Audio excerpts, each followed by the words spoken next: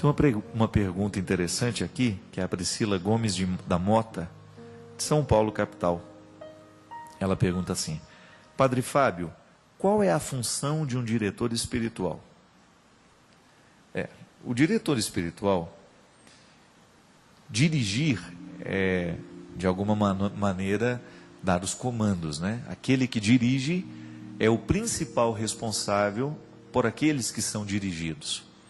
Na direção espiritual funciona, mas não com este grau de responsabilidade, dando ao diretor a possibilidade de dirigir totalmente o dirigido. Não é bem assim, não. A direção espiritual, o diretor espiritual é aquele que tem uma ascendência sobre o que é dirigido, no que diz respeito a realidades espirituais. Então, como diretor espiritual, o padre, a freira, aquele que lhe acompanha, o pastor, ele tem a possibilidade de conhecer o processo daquele que é dirigido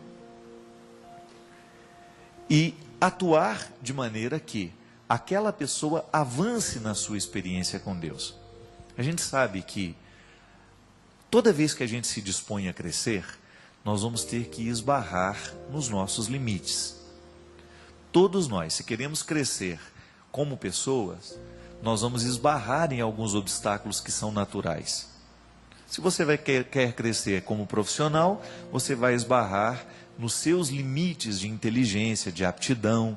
E aquele que está ajudando você a vencer a etapa para poder alcançar uma promoção, um crescimento maior dentro do seu trabalho, vai saber como fazer para que você possa vencer aquele obstáculo referente àquela realidade. Não é assim? É para isso que a gente faz cursos, é para isso que a gente estuda, para a gente poder alcançar as metas que a gente tem. Na direção espiritual acontece mais ou menos da mesma forma. Só que os obstáculos que nós vamos lidar dentro do contexto da direção espiritual é tudo aquilo que está nos impedindo a avançar espiritualmente. Então é por isso que o diretor espiritual, antes de qualquer coisa, ele precisa conhecer bem a história da pessoa que ele está dirigindo. Vale aquela regra de ouro, né, da hermenêutica. Todo texto pede um contexto.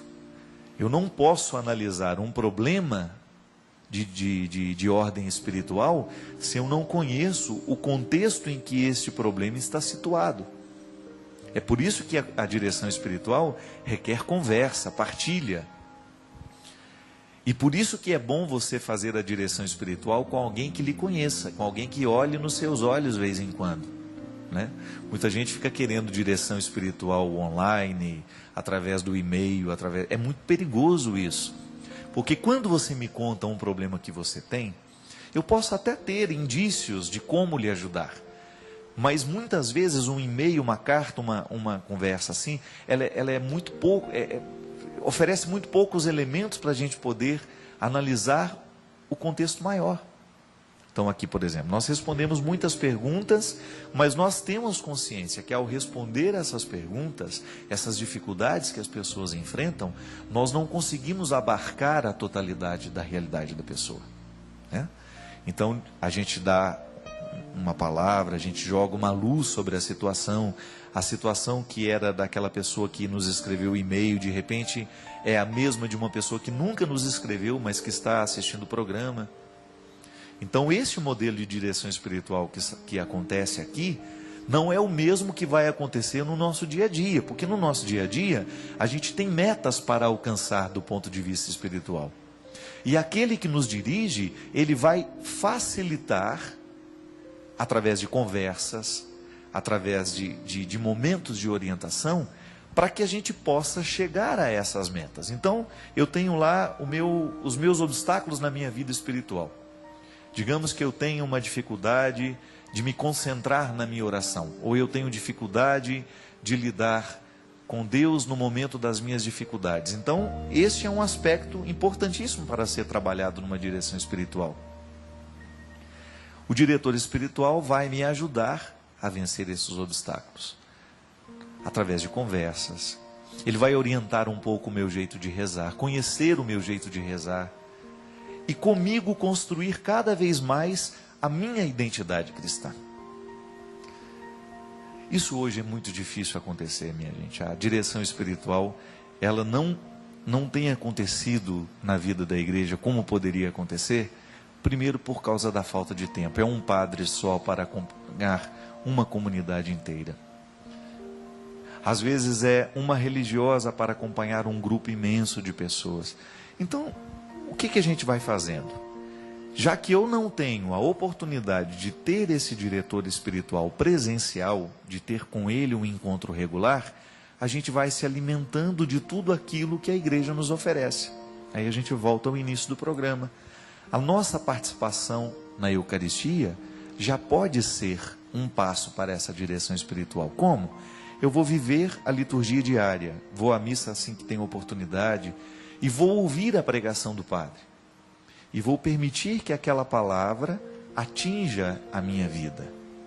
Começo a seguir os passos, o meu projeto de caminhada, a partir da pregação do Evangelho. De repente um livro, nós temos muitos livros de espiritualidade que são importantíssimos neste nosso itinerário de crescimento. E aí você tem autores consagrados da espiritualidade. São João da Cruz. São João da Cruz tem obras belíssimas sobre este itinerário espiritual. Teresa d'Ávila, Santa Teresinha do Menino Jesus. Ainda essa semana nós estávamos nos recordando de uma obra clássica que se chama Mostra-me Teu Rosto, né? Do Inácio Larrañaga. O Inácio Larrañaga ensinou muita gente a rezar por esse mundo afora. Ensina ainda, né? Porque ele é vivo e tem toda a sua obra aí. Muitos de nós fomos formados, do ponto de vista espiritual, com as influências do Inácio Larrañaga, com suas obras, com seus escritos. Então veja bem, nós precisamos buscar uma água limpa para a gente poder matar a nossa sede. Volto a dizer, nada vai substituir a nossa vida na igreja. Nada vai substituir a nossa caminhada de cristãos. A nossa vida em comunidade, o nosso dia a dia na nossa participação e na nossa vivência de fé. Agora nós temos os paralelos que nos ajudam também. São as adjacências, né? Um livro que você lê, um autor que você sabe que é sério, que leva a sério esta missão de orientar as pessoas do ponto de vista espiritual, que nos indica caminhos, porque às vezes eu estou lendo um livro e Deus coloca aquele livro na minha mão, não é para lê-lo todo.